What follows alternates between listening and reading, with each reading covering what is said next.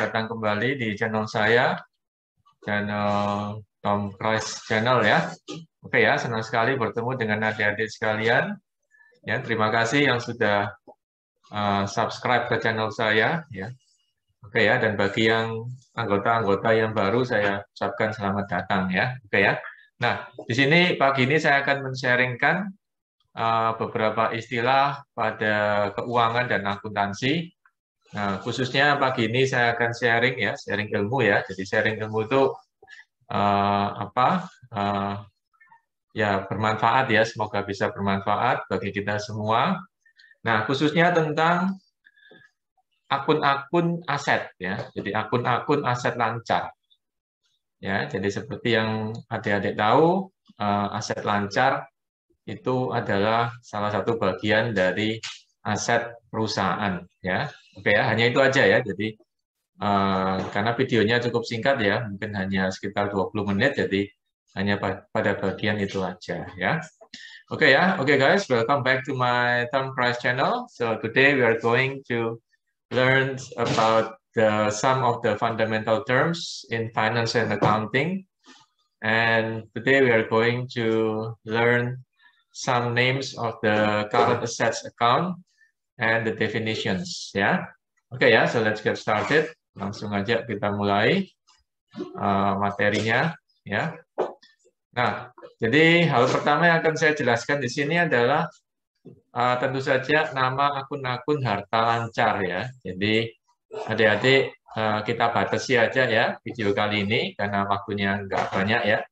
Jadi hanya pada akun-akun harta lancar ya. Jadi seperti yang kita tahu dalam accounting itu kan ada harta tetap, harta lancar ya. Nah, di sini kita akan bahas akun-akun harta lancar ya, termasuk juga definisinya ya gitu.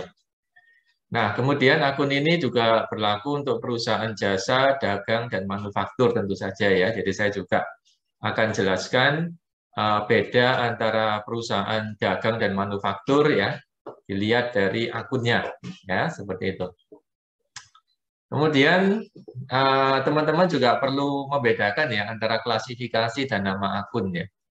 Ya, jadi klasifikasi dan nama akun ya. Jadi memang sebagian yang akan saya jelaskan di sini adalah nama akun ya, tapi ada sedikit tentang klasifikasi. Oke ya, nanti akan saya bahas ya pada slide yang berikutnya. Dan yang terakhir, tidak semua perusahaan harus mempunyai akun-akun tersebut.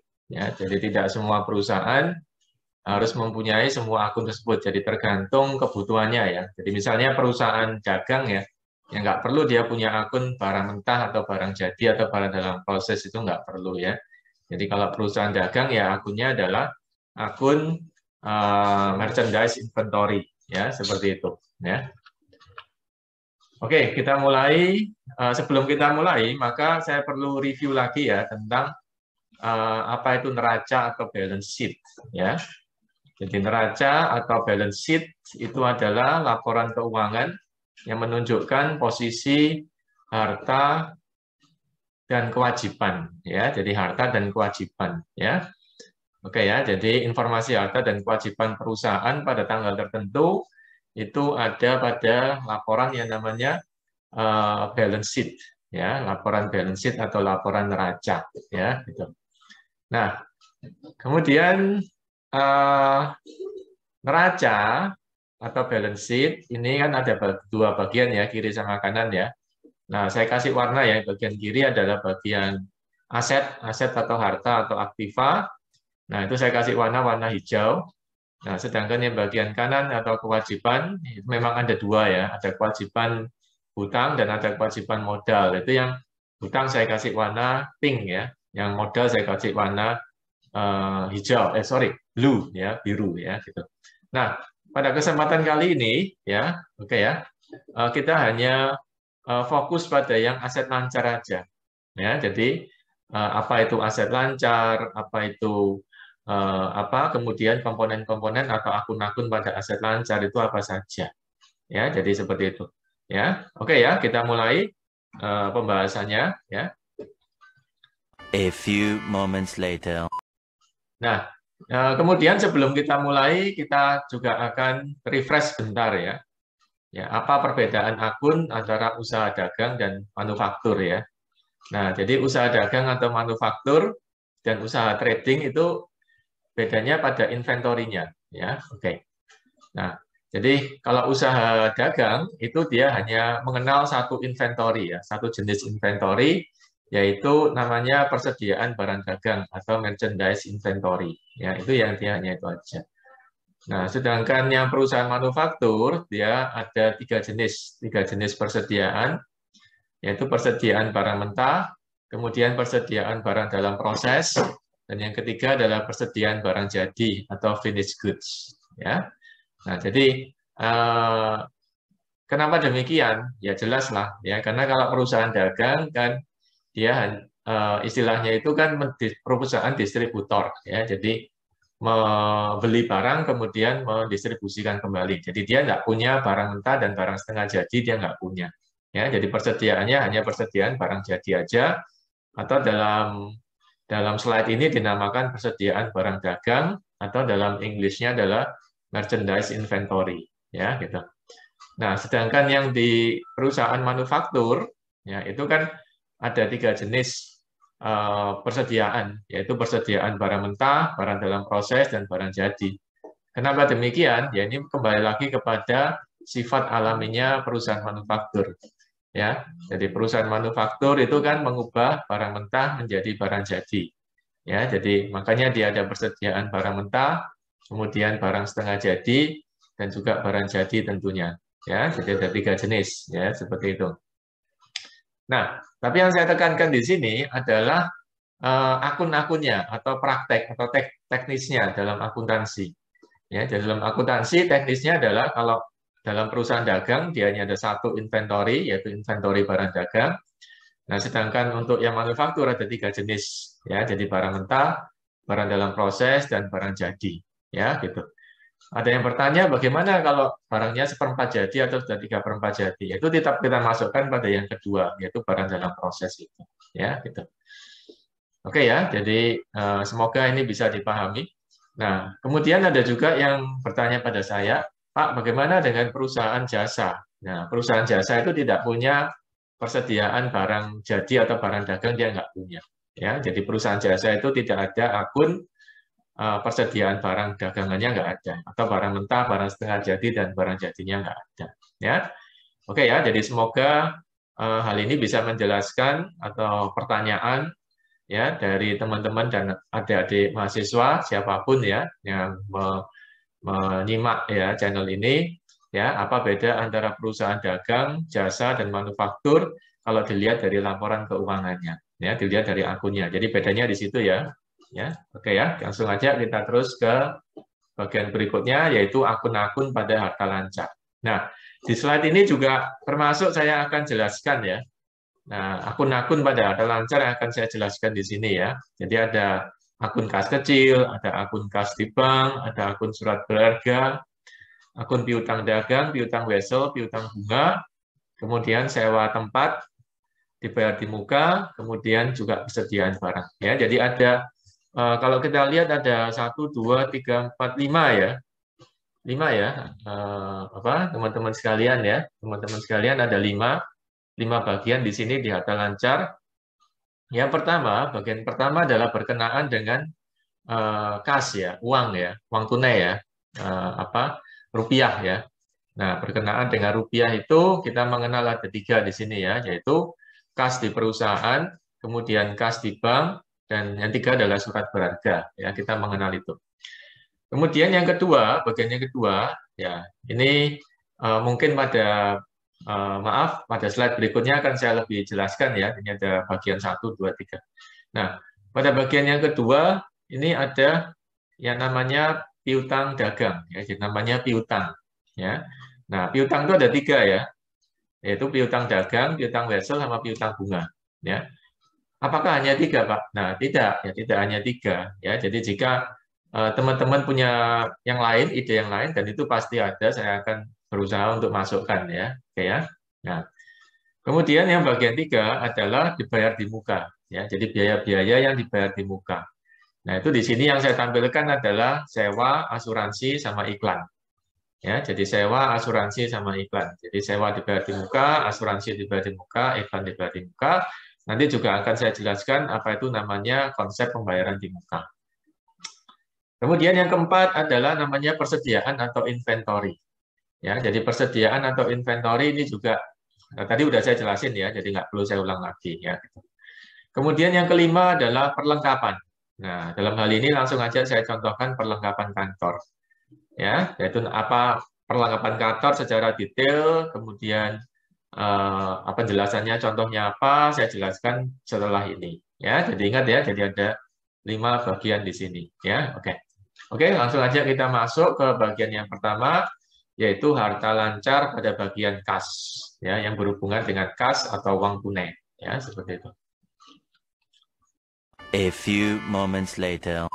Nah, sebelumnya teman-teman perlu tahu ya, teman-teman perlu tahu apa yang namanya itu harta lancar ya atau current asset ya. Nah, jadi current asset atau harta lancar adalah tipe-tipe harta yang secara accounting itu dapat dijual kembali atau dapat diubah menjadi rupiah dalam tempo kurang dari 12 bulan. Ya, jadi kurang dari 12 bulan. Jadi tipe-tipe harta lancar di sini atau komponen-komponen harta lancar di sini dapat diubah menjadi uang tunai, ya, dapat diubah menjadi uang tunai, dapat ditunaikan, dapat dikaskan, dapat diubah kembali jadi duit lagi, itu dalam tempo kurang dari 12 bulan. Ya, tentu saja dalam situasi yang normal ya. Ya, dalam situasi yang normal ya, situasi yang lazim ya, seperti itu. Nah, misalnya apa? Misalnya kas ya, otomatis ya kas karena kas adalah uang tunai itu sendiri ya. Oke ya. Nah, kita nggak perlu waktu lama untuk bisa mendapatkan kas ya kan. Jadi kita langsung saat ini juga mau transaksi ya udah langsung kas itu langsung sudah tunai ya. Gitu. Nah, yang kedua adalah piutang dagang ya. Jadi piutang itu biasanya itu dapat ditunaikan atau dapat diubah menjadi uang tunai dalam tempo kurang dari 12 bulan ya. Nah, piutang ya macam-macam ya. Nah, di sini ada piutang dagang, ada piutang wesel, ada piutang bunga, ada mungkin ke depannya mungkin ada mungkin ya, tapi bisa dikoreksi kalau saya salah piutang pajak ya, gitu ya. Nah, itu nanti ya. Jadi silakan komen di bawah tentang hal ini. Nah, kemudian ada surat berharga, persediaan barang dagang, perlengkapan dan sebagainya.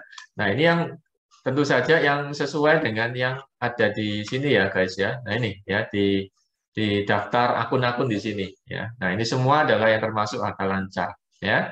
Jadi semua akun-akun yang ada di sini ya. Nah semua akun-akun akuntansi yang ada di sini itu normalnya dalam tanda kutip ya sekali lagi saya tekankan ya normalnya biasanya lazimnya itu dapat diubah kembali menjadi uang tunai jadi kas itu dalam tempo kurang dari 12 bulan. Ya, seperti itu. Ya. Nah, silakan komen di bawah ya jika mungkin dengan situasi pandemi ini ada akun-akun yang mungkin nggak lazim lagi untuk bisa dibuat dalam di bawah 12 bulan ya. Mungkin seperti itu ya. Kalau selama ini saya amati sih masih relevan ya. Jadi accounting ini ilmu akuntansi masih relevan ya, masih tahan ya terhadap situasi pandemi. Jadi dalam hal ini lah ya, dalam video kali ini ya. Jadi saya nggak tahu mungkin topik yang lain mungkin harus ada penyesuaian ya pastinya ya. Tapi dalam hal ini atau harta lancar ini, jadi masih relevan dengan pandemi. Jadi artinya sejauh ini accounting itu tahan ya terhadap situasi pandemi yang kita lihat sebagai situasi yang mungkin yang new normal ya atau yang ya normal dalam konteks yang baru ya gitu ya. Oke ya, langsung aja kita mulai pada akun yang pertama. Nah, sebelum saya masuk pada akun yang pertama, nah ini perlu saya ingatkan pada teman-teman ya, bahwasanya harta lancar ini bukan nama akun ya, teman-teman ya. Jadi harta lancar ini adalah klasifikasi, ya, adalah kelompok. Ya, ini bukan nama akun ya. Oke, nah kalau kas, nah ini adalah baru nama akun ya. Nah, jadi yang nama akun itu saya tulis ya depannya ya, akun kas atau cash dalam bahasa Inggrisnya ya. Nah, di sini dalam slide ini saya langsung tampilkan kepada teman-teman sekalian dalam bahasa Inggrisnya juga ya. Jadi teman-teman bisa langsung belajar bahasa Indonesia dan bahasa Inggrisnya dalam satu slide. Cuma dalam video kali ini memang saya nggak bikin yang speak in English-nya ya. Oke ya, tapi cuma dalam writing aja ya. Jadi writing in English ya. Jadi semoga bisa membantu. Jadi dapat penjelasannya, dapat dan juga dapat English-nya ya. Karena nanti ke depannya kita berada pada situasi yang new normal ini berlangsung secara internasional ya. Jadi nggak peduli teman-teman tinggal di daerah manapun ya bisa menggunakan bahasa internasional ya. Nah, jadi nggak menutup kemungkinan teman-teman yang tinggal di manapun bisa menjadi go internasional ya dimanapun ya, meskipun kita tinggal di desa atau di kota atau di negara manapun ya, kita tetap bisa pakai bahasa internasional ya, karena sekarang adalah pada saat ini ya, pada saat video ini dibuat itu kita berada pada international village ya, jadi betul-betul terkonek dengan dunia. Nah, sedangkan dunia itu menggunakan bahasa internasional ya, jadi makanya saya tampilkan langsung bahasa Indonesia dan bahasa internasionalnya ya. Oke ya, jadi yang namanya kas itu adalah kas uang tunai ya, uang tunai ya. Jadi kalau di Indonesia ya rupiah ya, gitu ya. Ya, jadi uang tunai yang dimiliki perusahaan dan bisa digunakan sewaktu-waktu. Ya, jadi uang tunai atau kas atau rupiah ini adalah alat tukar ya, yang bisa kita tukarkan dalam waktu yang singkat dengan hal yang lain ya, gitu ya. Nah, biasanya ya, saya nggak bilang harus ya, keharusan atau pasti ya. Nah, biasanya ya di dalam perusahaan atau organisasi, nah itu yang namanya kas itu dibedakan menjadi dua, yaitu kas yang ada di perusahaan atau di kantor, yang namanya kas kecil ya, atau akun kas kecil atau petty cash, dan ada yang namanya akun di bank atau kas di bank yang namanya cash in bank. Ya, itu biasanya seperti gitu.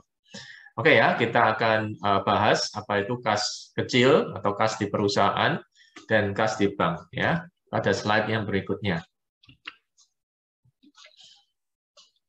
Nah, yang pertama adalah kas di bank dulu atau cash in bank. Ya, jadi kas di bank adalah uang tunai perusahaan yang ada di bank. Ya, jadi uang tunai perusahaan yang ada di bank. Ya, jadi bisa dalam bentuk current account. Current account itu berarti yang dalam bentuk lancar ya. Jadi yang bisa ditarik sewaktu-waktu, setiap hari.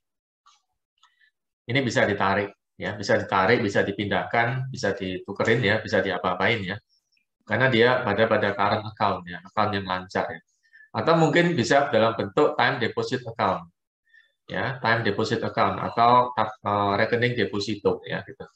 Nah, saya rasa juga kebijakan kalau ini kas perusahaan, saya rasa juga kalaupun ditaruh dalam rekening deposito, ini bukan dalam deposito yang sampai setengah tahun atau 1 tahun ya, saya rasa ya. Ya, karena ini harus menjadi kas ini akan diputar oleh perusahaan sewaktu-waktu ada peluang bisnis yang harus diambil gitu ya. Jadi mungkin ini sementara ya bisa dalam tempo 1 bulan ya, di dalam tempo 1 bulan itu kan dalam tempo yang masih normal ya. Tapi juga nggak mungkin setengah bulan atau 1 minggu ya. Ya, tolong komen di bawah ya jika mungkin ada time deposit yang bisa cuma 1 minggu ya. Ya siapa tahu bisa jadi ya kalau dalam jumlah yang besar ya. Oke ya. Nah, oke ya. Jadi itu adalah kas di bank. Kemudian bagaimana dengan kas kecil ya atau petty cash? Ya, jadi akun kas kecil atau petty cash ini adalah uang perusahaan tapi yang ada di kantor, yang ada di perusahaan.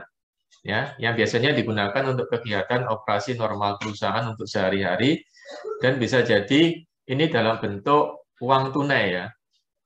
Ya, dalam bentuk uang tunai ya. Jadi bukan dalam bentuk digital atau dalam bentuk apa, tapi yang dalam bentuk uang tunai ya.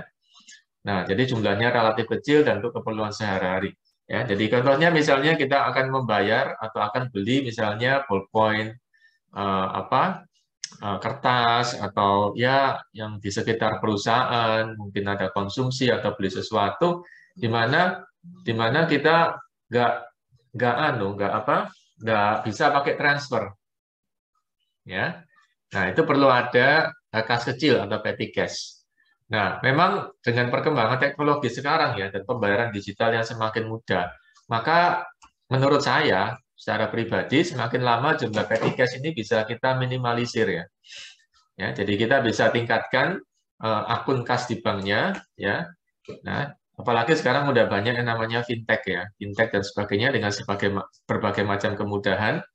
Bahkan mereka-mereka di pedagang-pedagang di sekitar kita pun, kalaupun toh nggak punya rekening di bank, dia punya fintech, dia tetap bisa pakai itu ya untuk transfer dan sebagainya. Ya, jadi bisa jadi menurut saya pribadi dalam kedepannya semakin sedikit ya petty cash atau penyimpanan uang tunai atau uang kertas di dalam berangkas perusahaan maupun di dompet kita. Ya, oke ya. Contoh yang kedua adalah dompet kita sendiri aja ya. Jadi dompet kita sendiri juga semakin sedikit uang kertas yang kita simpan di situ kan. Ya, seperti itu. Karena kemudahan pembayaran dengan menggunakan HP ya. Jadi kemudahan pembayaran dengan menggunakan HP. Jadi cukup bawa HP, jadi nggak perlu bawa uang kertas yang katanya banyak bakteri, kuman dan sebagainya ya, seperti itu. Tapi silakan komen di bawah ya jika mungkin saya kurang tepat ya penjelasannya ya. Oke, nah jadi ada dua akun yaitu akun kas di bank dan akun kas kecil. Oke, saya akan masuk pada bagian berikutnya yaitu adalah surat berharga. Nah kemudian jenis dana uang tunai yang dimiliki organisasi, bentuk yang ketiga adalah bisa diubah dalam bentuk surat berharga atau marketable securities ya. Nah, apa itu surat berharga atau marketable securities? Kalau dari kita lihat dari namanya dalam bahasa asingnya yaitu namanya marketable, berarti surat berharga atau jenis surat berharga yang mudah dijual. Nah, ya. Konsep perusahaan itu dia menyimpan uang tunai secukupnya aja. Ya, jadi kalau dia ingin investasikan pada sesuatu, ya, securities misalnya, dia harus yakin securities ini bisa diperjualbelikan dalam tempo yang nggak terlalu lama ya. Ya, dalam tempo yang nggak terlalu lama ya. Nah, karena perusahaan ini bukan perusahaan investasi ya. Jadi saya anggap aja ini perusahaan dagang, manufaktur atau jasa yang pada umumnya ya. Jadi kalau dia sampai invest atau taruh uang tunainya di surat berharga, maka harus dipastikan surat berharga itu liquid ya, cukup liquid ya. Jadi artinya duit di situ cepat diubah kembali menjadi uang tunai dalam tempo yang nggak terlalu lama ya. Ya pastinya dalam beberapa minggu atau ya paling nggak beberapa bulan lah paling lama ya. Oke ya. Nah, contoh investasi yang bisa dilakukan oleh perusahaan apa? Jadi perusahaan bisa beli yang namanya saham atau obligasi. Ya, jadi beli saham atau obligasi. Beli saham itu ya di pasar saham ya, teman-teman ya, bukan di pasar tradisional ya. Nah, harus di pasar uang ya. Nah, atau beli bond atau obligasi. Ya. Nah, dengan kemajuan teknologi sekarang itu juga sangat mudah ya. Jadi beli saham itu tinggal teman-teman tinggal pakai ini ya HP sudah bisa ya jual beli saham ya. Jadi nggak perlu turun ke pasar sahamnya langsungnya di Jakarta ya, Bursa Efek Jakarta nggak perlu ya, tapi bisa lewat perantara atau perusahaan sekuritas ya. Nah, misalnya BCA menyediakan, BCA Sekuritas, kemudian juga bank-bank yang lain juga saya rasa pasti banyak yang menyediakan itu ya. Dan itu semua udah pakai aplikasi, jadi sudah jauh lebih cepat ya dan jauh lebih praktis ya seperti itu. Kemudian juga apabila perusahaan punya kelebihan uang tunai sementara ya, kemudian diubah dalam bentuk emas misalnya. Nah, itu bisa juga ya. Jadi nantinya akun surat berharganya bisa menjadi akun saham atau akun obligasi atau mungkin kalau yang secara umum aja adalah akun marketable securities atau akun surat berharga ya, seperti itu.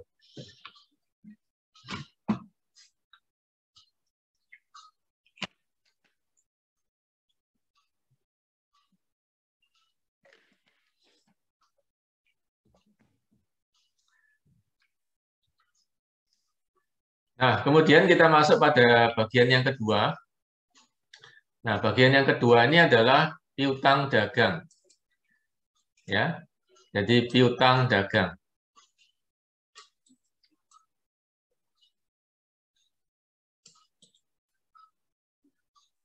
Ya, jadi namanya adalah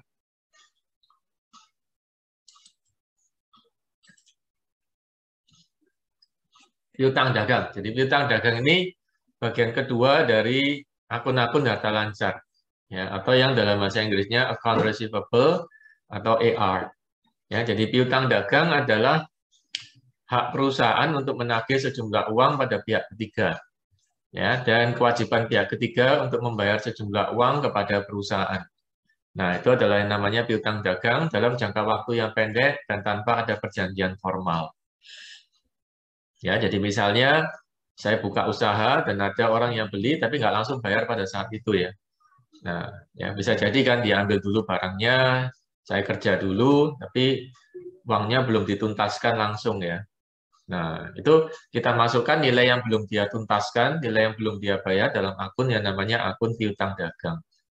Ya, biasanya dalam tempo ya paling nggak ya semestinya harus sudah dia selesaikan, harus sudah dia bayar dalam tempo kurang dari 1 bulan ya misalnya gitu ya, atau dalam tempo beberapa minggu ya. Gitu. Dan ini nggak perlu ada perjanjian tertulis ya, nggak perlu ada sesuatu yang sangat formal, nggak perlu ya. Nah, dengan catatan juga ini jumlahnya nggak terlalu besar, jumlahnya relatif kecil ya gitu. Silakan tulis kolom komen di bawah kalau mungkin ada pengalaman lain dari teman-teman sekalian. Ya, itu yang sejauh yang saya tahu ya seperti itu. Nah, bagaimana jika memang jumlahnya yang relatif agak besar, ya, dan memang si debitur ini atau pengguna jasa kita atau pembeli barang kita itu memang pengen bayarnya pengen molor. Nah, maka mungkin bisa dimasukkan pada akun yang namanya piutang wesel atau note receivable. Ya, jadi akun note receivable itu isinya adalah piutang atau kewajiban orang lain pada kita, ya, yang nggak bisa langsung bayar sekarang, ya. Nah, dia akan bayar beberapa waktu lagi, dan menurut kita itu jumlahnya cukup besar atau relatif besar. Maka teman-teman bisa pakai seperti perjanjian formal ya. Nah, seperti perjanjian formal, sejauh mana formalitasnya mungkin saya bisa di Google ya. Nah, jadi lebih formal ya. Jadi memberikan keamanan bagi kita yang pemberi hutang ini ya. Ya, jadi sehingga lebih formal dan bisa jadi dikenakan bunga. Ya, jadi bedanya dengan yang account receivable atau piutang dagang, jadi piutang wesel yang pertama nilainya biasanya relatif lebih tinggi. Nah, ini pentingnya nomor 1 ya. Jadi kalau nilainya relatif lebih tinggi, maka ada baiknya dibikin lebih formal ya, lebih ya sedikit lebih kuat lah aspek hukumnya lah ya seperti itu. Ya, correct me if I'm wrong ya. Jadi kalau ada salah tolong saya di komen ya. Nah, kemudian yang kedua, jangka waktunya agak lama. Nah, ini juga penting ya. Jadi sudah jumlahnya lebih besar, jangka waktunya agak lama. Nah, ini perlu masuk ke bagian piutang wesel aja. Tapi masih di bawah 12 bulan loh ya. Harapannya bisa tertagih masih di bawah 12 bulan. Nah, kemudian yang ketiga, karena kedua faktor tersebut, maka kita perlu mempertimbangkan pengenaan bunga. Ya, oke ya. Jadi 3 aspek ini, kalau udah 2 aspek ya, jadi agak lama, lebih besar. Nah, ini sudah mulai mikir ke piutang wesel atau note receivable. Ya, bentuk formalnya gimana nanti bisa di Google ya. Oke. Nah, itu ya, dan bisa dikenakan bunga kalau terlambat. Nah, ini ya. Ya, oke ya, itu masuk pada akun yang namanya akun piutang wesel. Ya, seperti itu. Kemudian ada piutang lain yang jumlahnya mungkin relatif nggak terlalu besar, yaitu yang namanya piutang bunga. Ya, jadi piutang bunga adalah hak kita mendapatkan bunga, tapi belum saatnya pembayaran. Ya. Atau mungkin saatnya pembayaran, tapi pihak itu belum bayar. Nah, itu ya. Tetap kita hitung terus ya piutang bunganya. Dan ini kita tetap berasumsi bahwasanya pihak ketiga tersebut punya etikat baik untuk membayar. Ya, jadi tetap harus kita hitung terus berapa nilai piutang bunganya. Ya, sebagai pertanggungjawaban kita kepada pemilik perusahaan. Ya. Nah, bisa juga kita melakukan investasi ya. Nah, melakukan investasi nggak tahu ya, XYZ ya. Ya, investasi pada pihak ketiga, berarti kan pihak sana punya kewajiban pada kita, toh? Nah, ya terus kita berhak untuk menghitung juga piutang bunga dari hari ke harinya atau dari bulan ke bulannya. Ya. ya macam-macam ya bentuknya ya, bisa dalam bentuk apa ya, orang lain pinjam duit ke kita, atau mungkin kita investasi pada suatu investasi ya. Ya, hati-hati ya investasi yang sekarang ya. Investasi keuangan harus betul-betul sip ya, jangan cuma tertarik dengan bunga tinggi ya. Ya, patokannya adalah bunga bank saat ini ya, suku bunga saat ini. Sebagai contoh, suku bunga saat ini pada tahun 2021 ya, pada akhir tahun ini suku bunganya sekitar 3 sampai 3,5% ya. Nah, ini bunga ini sangat kecil ya dibandingkan dengan tahun-tahun sebelumnya. Ya, jadi bunga yang ini sangat kecil. Jadi kalau 3 sampai 3,5% itu per tahun ya. Nah, jadi bisa dibayangkan teman-teman ya, kalau per bulan berapa ya dibagi 12 ya. Nah, 3/12 ya, seperempat ya, 0,25% ya, sangat rendah ya. Jadi kalau sampai ada yang nawarin tuh saya bisa kasih bunga 1% per bulan ya, ini hati-hati ya, lembaga keuangan jadi kayak gini ini hati-hati ya. Gitu. Nah, ya jadi jika teman-teman punya atau perusahaannya teman-teman berhak menagih bunga, maka tulis saja nilainya pada akun piutang bunga. Ya, nah itu bunga itu tiap hari jalan ya, bulan tiap bulan jalan ya, gitu ya. Nah ini ya, oke ya. Nah terus untuk yang masalah piutang ini udah habis ya guys ya. Nah jadi yang piutang bunga, piutang wesel, ya piutang dagang ini sudah habis. Nah kita masuk pada yang berikutnya adalah A few moments later. berikutnya adalah persediaan. Nah, ini ya, jadi namanya persediaan. Ya, jadi akunnya persediaan barang dagang, persediaan barang, atau namanya inventory. Nah, seperti yang sudah saya katakan tadi di bagian awal, bahwasanya untuk inventory ini ada 4 jenis ya. Yang pertama untuk perusahaan dagang itu merchandise inventory. Kemudian untuk perusahaan manufaktur ada 3, yaitu inventory barang mentah, inventory barang setengah jadi, dan inventory barang jadi. Oke ya, kita masuk pada yang pertama, yaitu inventory barang dagang atau merchandise inventory. Jadi yang namanya merchandise inventory adalah persediaan barang dagangan, barang yang untuk dijual lagi. Ya. Nah, bedakan barang yang untuk dijual lagi dengan barang yang dipakai sendiri ya. Jadi misalnya perusahaan beli AC. Ya, perusahaan beli AC kalau dia bukan jualan AC, maka itu adalah aset dia. Ya, tapi kalau dia jualan AC, maka AC yang dia beli itu adalah barang dagangannya. Jadi lihat peruntukannya untuk apa ya. Jadi perusahaan itu beli AC untuk apa? Untuk dijual lagi atau untuk dipakai sendiri. Nah, ya, yang saya maksud di sini adalah yang untuk dijual lagi. Ya, jadi sama-sama AC-nya kalau dia pakai sendiri itu nanti masuk pada aset tetap. Nah, tapi kalau dia jual lagi, maka itu adalah merchandise inventory. Jadi bedakan peruntukannya untuk apa AC itu dia beli, ya gitu. Jadi merchandise inventory adalah barang-barang, nilai barang-barang yang memang akan dijual kembali oleh pedagang. Ya, jadi kalau perusahaan dagang itu namanya orangnya adalah pedagangnya. Ya, jadi nilainya berapa? Ya, secara total ya di sini ya. Pada tanggal tersebut ya, berapa ya gitu. Oke, masukkan pada akun yang namanya merchandise inventory untuk perusahaan dagang ya, gitu. Nah, kemudian ini agak acak dikit ya. Ya. Nah, kemudian untuk perusahaan manufaktur ya. Ya, untuk perusahaan manufaktur maka kita mengenal yang namanya bahan mentah. Ya, atau raw material. Ya. Jadi bahan mentah ini adalah bahan input ya. Jadi ada 3 ya, barang mentah, barang dalam proses, sama barang jadi ya. Nah, jadi barang mentah ini ada betul-betul mentah. Ya, misalnya apa, Pak? Misalnya adalah kalau perusahaan meja kayu ya, barang mentahnya adalah bahan mentah kayu, ya, kayu gelondongan atau mungkin pernis, beletur, catnya, ya, sekrup-sekrup dan sebagainya. Itu salah satu bahan mentahnya dari pembuatan meja dan kursi kayu ya. Kemudian perusahaan komputer, ya, bahan mentahnya apa? Ya, komponen-komponen, microchip, casing, ya, papan-papan keyboard, kemudian fan-nya, kemudian kameranya dan sebagainya. Jadi komponen-komponen kecilnya itu adalah bahan mentah ya dari satu perusahaan manufaktur. Ya, nah di mana bahan mentah tersebut tidak bisa langsung digunakan kalau nggak dirangkai dulu ya, atau nggak dirakit dulu ya, nah, atau nggak diproses dulu, ya nggak bisa langsung dipakai ya. Nah, ya jadi gimana bisa kayu gelondongan ya dan berbagai macam komponennya itu menjadi kursi kayu atau meja kayu kalau nggak ada proses, itu nggak bisa ya gitu.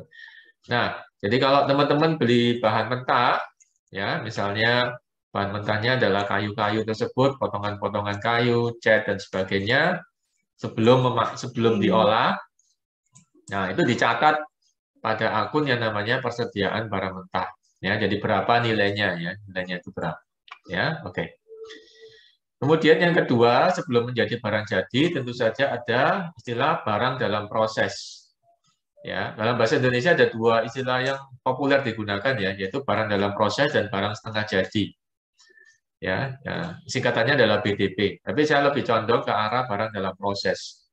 Karena barang dalam proses ini tidak cuma dalam posisi setengah jadi ya, bisa juga 3/4, 1/4, ya, kemudian 3/8 atau 5/8 dan sebagainya. Nah, itu nggak tahu. Yang penting belum jadi. Ya, jadi yang penting dia bukan barang jadi, belum barang jadi, dan bukan barang mentah. Maka itu kita namakan barang dalam proses. Apakah perlu nilainya dihitung? Ya perlu. Perlu. Kalau nggak gitu kita kehilangan rupiah nanti. Gimana ini? Loss. Ya, rupiahnya di mana? Kalau barang semua barang dalam proses dianggap nggak ada nilainya gitu ya. Karena dianggap bukan barang mentah dan bukan barang jadi. Nah, ini tetap accounting harus hitung. Nah, perhitungannya nilai itu masuk pada akun persediaan barang dalam proses atau work in process, ya, work in process inventory. Ya, seperti itu. Dan barang dalam proses ini adalah akun sementara ya, sebelum dia berubah menjadi barang jadi. Ya, jadi kan tidak bisa ya ujuk-ujuk ya dari barang mentah tiba-tiba langsung dalam sedetik atau dalam sekejap jadi barang jadi ya nggak bisa ya, perlu waktu. Nah, jadi pada saat terjadi kita bikin laporan keuangan, kita perlu hitung kira-kira nilai barang dalam proses itu nilainya berapa rupiah gitu ya. Itu masuk pada akun persediaan barang dalam proses ya. Oke ya, jadi moga-moga penjelasan saya ini bisa memahami ya, memberi pencerahan ketika adik-adik baca laporan keuangan atau akan membuat laporan keuangan atau menganalisis laporan keuangan perusahaan. Bisa perusahaan sendiri, perusahaan orang lain, atau perusahaan go public. Ya, seperti itu. Nah, kemudian sampailah pada output dari perusahaan yang namanya adalah persediaan barang jadi atau finished good. Ya, jadi finished good adalah persediaan barang jadi. Jadi nilai persediaan barang jadinya itu berapa? Ya, seperti itu. Nah, apakah nilai persediaan barang jadi lebih mahal dari barang dalam proses? Ya, logikanya demikian ya. Ya, logikanya demikian. Tolong tulis di kolom komen jika ada ada pertanyaan ya, atau jika pernyataan saya mungkin kurang sesuai ya. Jadi yang namanya barang jadi itu nilainya ya pasti lebih tinggi dari barang dalam proses. Karena apa? Karena tambahannya sudah banyak ya. Jadi yang namanya barang jadi pasti ada barang mentahnya, kemudian juga ada biaya tenaga kerja, ada bahan pendukung, ada biaya overhead dan sebagainya. Nanti saya akan jelaskan ya itu ya dalam video yang lain ya. Oke ya, tapi singkatnya di sini nilai persediaan barang jadi tersebut masukkan pada akun yang namanya akun persediaan barang jadi pada perusahaan manufakturnya teman-teman ya, seperti itu. Dan satu hal lagi pada akun persediaan barang jadi ini dalam posisi barang tersebut belum terjual ya guys ya. Ingat ya, jadi dalam posisi barang tersebut belum terjual. Jadi sudah selesai tapi belum terjual. Ya, itu harga pokoknya berapa? Itu masuk pada akun persediaan barang jadi. Oke, seperti itu. Ya. Nah, kemudian kalau udah ini nggak ada pertanyaan, jadi yang masalah kas tadi udah saya jelasin, kemudian masalah apa tadi piutang udah saya jelasin, kemudian masalah persediaan udah saya jelasin, 3 hal pokok ya. Maka bagian yang keempat kita masuk pada A few moments later. pembayaran di depan. Ya, jadi sewa dibayar di depan, iklan dibayar di depan, asuransi dibayar di depan. Ya, nah sebelum saya masuk ke 3 akun tersebut, ya maka saya jelaskan apa itu pembayaran di depan. Ya, jadi pembayaran di depan adalah cara pembayaran sebelum kita menikmati barang tersebut, sebelum kita menggunakan barang tersebut, sebelum kita memakai tempat tersebut, ya atau sebelum barang tersebut terpasang, maka kita harus bayar dulu, entah itu penuh atau sebagian.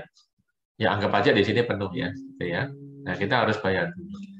Nah kenapa demikian Pak? Bukannya kita pakai dulu, habis itu bayar, datang dulu baru itu bayar, selesai dulu baru itu bayar. Nah, tidak demikian ya guys ya. Ya jadi perlu kita tahu ada beberapa pelayanan dan beberapa barang, khususnya pelayanan ya, yang harus kita bayar dulu sebelum kita menggunakannya atau memakainya. Apa itu misalnya? Yang paling umum adalah mau sewa tempat. Ya, bisa sewa tempat, sewa kantor, sewa ruang, sewa kamar, sewa kos. Ya, nah itu harus bayar dulu ya. Nggak tahu itu bayarnya penuh, sebagian ya anggap aja penuh. Nah itu harus kita bayar dulu. Ya, entah itu cocok, nggak cocok, puas, nggak puas, menghasilkan, nggak menghasilkan, tempatnya gudangnya dipakai atau nggak kita pakai, tapi tetap kita harus tetap berapa pembayarannya dulu. Ya, bayar itu bayar depan ya. Normalnya seperti itu. Ya. Nah, jadi makanya akuntansi mengenal 2 akun ya. Jadi sewa tempat dibayar di muka dan biaya sewa tempat ya. Jadi makanya ada 2 akun ya.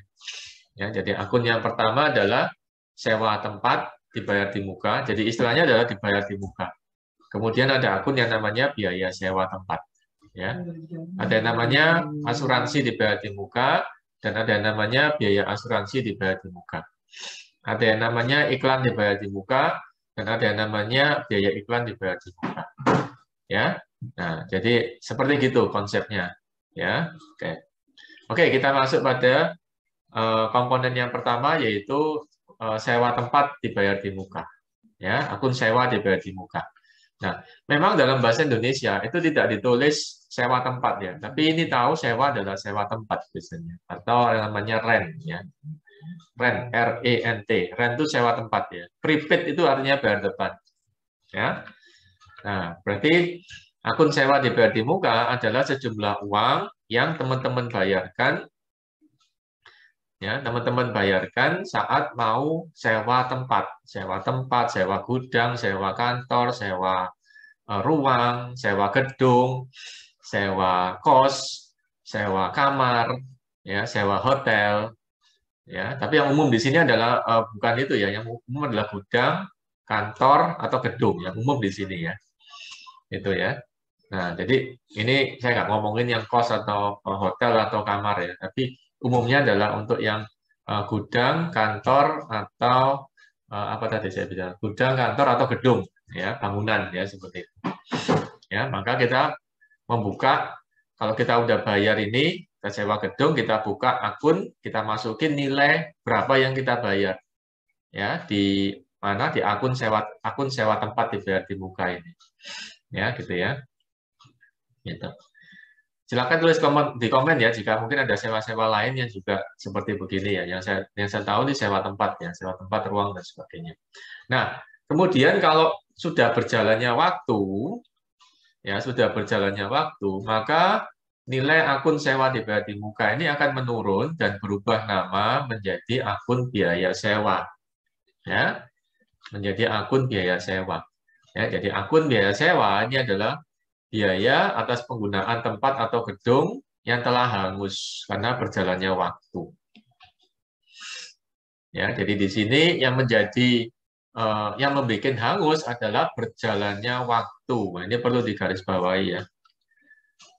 Ya, jadi kalau makanya saya katakan tadi kan, jadi makanya ini harus dibayar depan. Kenapa? Karena hangusnya karena berjalannya waktu. Tiap hari, tiap bulan. Ya, ya. Seperti kita ketahui, waktu kan nggak pernah berhenti ya guys ya. Waktu juga nggak pernah mundur ya kan. Waktu kan jalan terus maju. Nah itu. Ya. Jadi makanya si providernya dia minta bayar dulu di depan ya.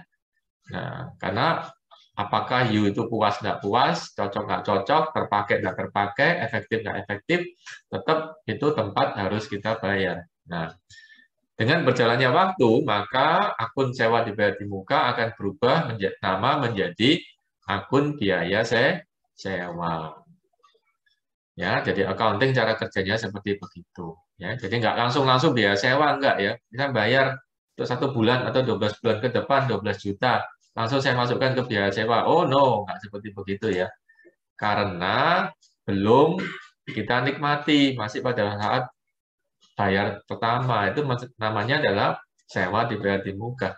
Nanti kalau udah berjalan sebulan, 2 bulan, 2,5 bulan, makanya itu hangus dan kita masukkan pada nilai biaya sewa. Seperti gitu ya guys, pola pikirnya accounting ya. Nah. Kemudian yang kedua sama dengan yang namanya asuransi juga demikian. Ya, jadi asuransi ada yang namanya prepaid insurance. Ya, jadi di sini nilai asuransi yang pertama kali kita bayar itu berapa.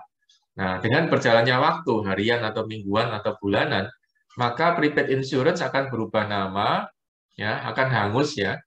Nah, kalau dia sudah hangus, dia berubah nama menjadi akun biaya asuransi atau insurance expense. Ya, gitu. Kenapa dia hangus? Karena waktunya berjalan. Ya, ingat ya, waktu itu nggak bisa kita stop ya, jalan terus ya. Nah, jadi dia berbiaya. Jadi kita harus bisa menggunakan tempat tersebut seefektif mungkin, ya, gitu. Oke, ya. Nah, kemudian yang ketiga adalah iklan, tapi saya nggak tulis di sini ya untuk iklan ya. Saya nggak tulis di sini, ya. Nah, oke. Nah, terus tadi udah saya jelasin ya. Jadi saya jelasin kas, kemudian piutang, kemudian persediaan, kemudian juga biaya pembayaran di depannya. Itu saya jelasin. Nah, yang terakhir ya dari komponen data lancar adalah a few moments later. Perlengkapan atau supplies. Ya, hati-hati ya guys dengan masalah bahasa ya. Ada yang menulis equipment karena saya pernah coba ya di Google itu ya. Saya tulis perlengkapan, translation-nya equipment. Saya tulis peralatan, translation-nya juga equipment pada saat ini ya 2021 bulan Desember ya. Nah, harusnya nggak sama ya. Kalau dalam bahasa Indonesia, perlengkapan itu ya supplies itu. Peralatan itu baru equipment. Karena ini jauh banget ini ya. Arti perlengkapan dan peralatan ini nggak sama. Nah, ya bedanya apa antara perlengkapan dan peralatan? Bedanya, kalau perlengkapan, satu, jauh lebih murah. Kedua, masa manfaat biasanya jauh lebih pendek. Yang ketiga, perlengkapan tidak butuh listrik.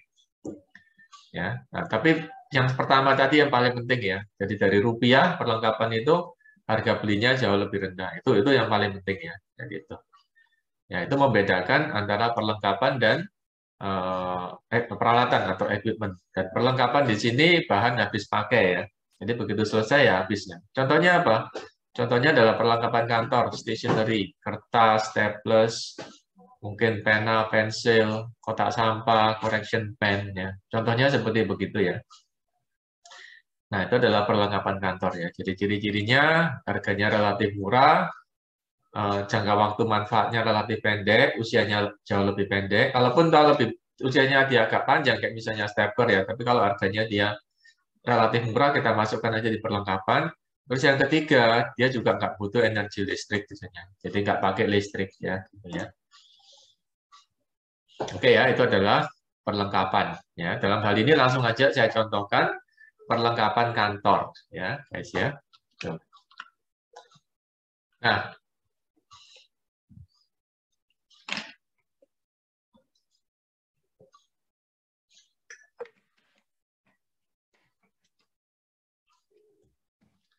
Nah, beda pembiayaannya dengan yang namanya tadi itu apa ya, biaya dibayar di muka ya guys ya. Jadi teman-teman kalau biaya dibayar di muka itu kan atau sewa dibayar di muka itu kan hangusnya karena berjalannya waktu. Ya, jadi hangusnya karena berjalannya waktu. Nah, kalau yang perlengkapan ini menjadi biaya bukan karena berjalannya waktu ya teman-teman ya, tapi karena dipakai. Ya, jadi saya ulangi ya, jadi dia baru berubah menjadi biaya karena dia dipakai, digunakan. Ya, jadi selama dia tidak digunakan, ya dia tetap pada nilai perlengkapan kantor. Nah, tapi begitu dia digunakan, misalnya pensilnya saya pakai, ya habis atau tinggal separuh, bolpennya saya pakai, udah berkurang tintanya, udah dibuka, udah harus kalau lama nggak dipakai itu tinta bakal mengering. Correction pen-nya udah saya buka, saya pakai, kertasnya udah saya bongkar, saya pakai sebagian. Ya, kemudian stabilonya udah saya pakai. Nah, itu sudah dianggap itu udah habis, udah menjadi biaya. Ya, jadi bukan karena waktu ya. Ya, sekalipun toh waktunya misalnya berbulan-bulan tapi masih belum dipakai, saya rasa masih layak untuk dipakai, masih jadi nilai perlengkapan kantor. Tapi kalau dia sudah dipakai, maka berubah menjadi biaya atau biaya perlengkapan kantor. Ya, jadi perlengkapan kantor yang telah habis digunakan sehingga menjadi biaya perlengkapan kantor. Oke ya, paham ya di sini ya, guys ya. Oke ya, jadi saya sudah menjelaskan tadi nama-nama akun lancar, definisinya, perusahaan jasa dagang manufaktur, beda akun harta lancarnya di mana, kemudian klasifikasi bedakan dengan nama akun, dan tidak semua perusahaan harus memiliki akun tersebut ya. Nah, mungkin boleh saya review ya sedikit ya tentang ini. Ya, di slide yang A few moments later. Nah, jadi ini adalah nama klasifikasi ya, ini bukan nama akunnya. Jadi yang namanya aset lancar, namanya aset tetap, namanya hutang lancar, hutang tetap, atau modal, itu adalah nama klasifikasi, bukan nama akun. Nah, ya, tetapi yang di sini, nah ini yang di bawah sini, ya ini adalah nama akun. Oh ya, ini kenapa saya kasih biru-biru ya, untuk membedakan ya, bahwasanya ada 5 kelompok di sini ya. Ya, jadi ini adalah nama akun kas kecil, akun kas di bank, akun surat berharga dan sebagainya. Ya, jadi perlu membedakan ya. Kalau nggak gitu bingung ya. Harta lancar itu nama akun enggak, Pak ya? Kas kecil itu nama akun enggak, Pak ya? Piutang dagang itu nama akun atau nama klasifikasi ya? Ini kita perlu tahu. Kalau nama akun itu akan terproses dengan komputer. Kalau klasifikasi itu enggak. Ya. Ya, tulis di komen ya jika mungkin saya salah ya. Mungkin sekarang ada yang lebih canggih lagi ya. Jadi program yang bisa langsung kelihatan ya keluar, oh harta lancarnya berapa. Ya. Tapi tetap itu bukan nama akun. Jadi itu adalah penjumlahan dari seluruh harta lancar. Saya rasa sekarang bisa ya dibikin seperti itu ya, karena sekarang program mestinya udah sangat canggih ya. Jadi bisa tahu ya seperti itu. Oke ya. Nah, kemudian perlu diingat juga untuk beda antara usaha dagang sama jasa dagang sama manufaktur, itu kelihatan pada bagian inventorinya. Nah, ini ya. Nah, itu ya. Makanya saya tebalin warna biru tua ya, kelihatannya. Jadi kalau perusahaan jasa, itu dia nggak punya inventory barang jadi, dia nggak punya. Kalau perusahaan dagang, dia punya persediaan barang dagang. Nah, kalau perusahaan manufaktur dia punya 3 ya, persediaan barang mentah, barang dalam proses, dan barang jadi. Dia punya 3 itu. Ya, seperti itu. Ya, kemudian saya juga sudah menjelaskan 5 bagian dari harta lancar. Yang pertama adalah bagian kas, yang kedua adalah bagian piutang, yang ketiga adalah bagian pembayaran di depan, yang keempat adalah bagian persediaan, dan yang kelima adalah bagian perlengkapan. Nah, ini disusun berdasarkan likuiditasnya ya, guys ya. Ya, likuiditas itu apa? Yaitu seberapa jauh dia cepat diubah menjadi uang tunai. Ya, jadi misalnya bagian kas ya, kelompok kas ini paling cepat diubah jadi uang tunai. Secara normal ya, secara umum ya, kita nggak ngomong secara matematis ya. Secara ya boleh dibilang 80% lah secara normal bisa. Kemudian kelompok yang kedua piutang, kelompok yang ketiga adalah sewa tempat dibayar di muka. Ada yang bertanya juga, Pak, sewa tempat dibayar di muka, mana mungkin dibayar jadi uang tunai, uang kita udah bayar depannya. Ya, itu accounting itu nggak sempurna ya. karena bukan matematika ya, dianggap seperti begitu ya. Kemudian persediaan barang, nah ini normalnya kalau barang itu terjual lancar ya cepat ya, dalam tempo kurang dari 12 bulan bisa terjual. Dan yang terakhir adalah perlengkapan. Ini adalah komponen-komponen pada harta lancar ya. Oke ya, saya rasa cukup sampai di sini dulu videonya. Ya, semoga atas perhatiannya. Silakan dukung terus channel ini dengan like jika suka, dislike jika tidak suka. Oke ya, subscribe itu wajib ya. Silakan hanya tekan tombol merahnya aja, subscribe ya. Jadi jangan khawatir akan ditampilin video saya terus ya, nggak mesti ya. Jadi nggak selalu seperti gitu ya. Karena kalau ditampilin juga nggak apa-apa, karena ini berguna untuk pembelajaran kalian. Kemudian pertanyaan bisa langsung tulis pada kolom komen, ya. Dan jika ada hal-hal khusus bisa kasih nomor HP atau email ya, nanti saya akan kontak dan follow up. Dan share ke teman-teman jika memang ini bermanfaat ya ke teman-teman di sosial media ya. Oke ya, so thank you guys for your attention. So please keep supporting this channel by like if you like and dislike if you don't like. Subscribe, yeah, subscribe and write down your answer on the comment and share to your friends in your social media. Okay, thank you for joining. Stay safe and healthy. Yeah, God bless you and see you on my next video. Okay, bye. Yeah.